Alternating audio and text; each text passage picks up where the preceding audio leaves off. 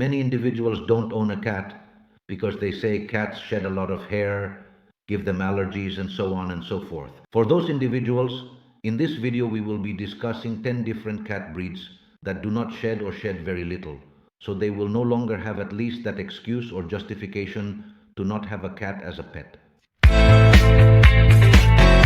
First of all, we have the Bengal cat.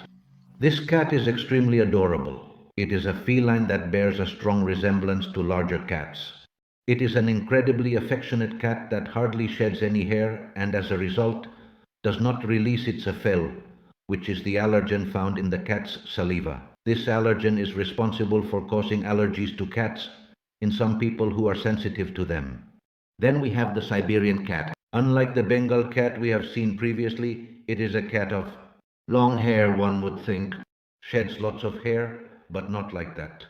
Additionally, has hair, let's say, quite oily, barely releases FeL-D1 protein causing allergies, releases very minimal amount. Additionally, it's a beautiful cat, very calm, ideal for apartments, and especially for cleanliness, even with long fur. Then we have Von Rex's cat. This particular cat has ripples in its skin that apparently are related to it being a cat that hardly sheds, that does not have those changes in fur that many cats usually have, especially with the changes of season throughout the year.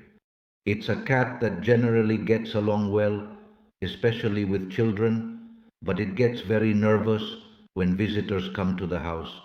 If you have a lot of social life, it can be problematic to have this cat at home. Then we have the Russian blue cat. This cat, besides being beautiful and affectionate, hardly sheds its fur, so the house won't be full of hair. The sole issue this cat possesses, and it must be acknowledged, is that it tends to experience anxiety problems. Then we have the lap cats.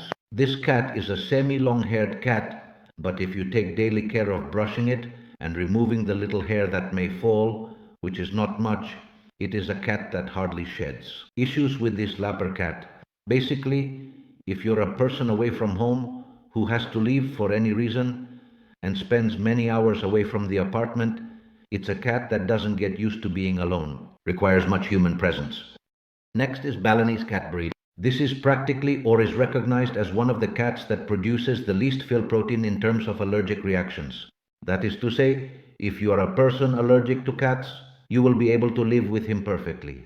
It is indeed true that the cat tends to get tangled hair, but by brushing it regularly, this feline is known for hardly shedding its fur, which means it won't be leaving hair around the house.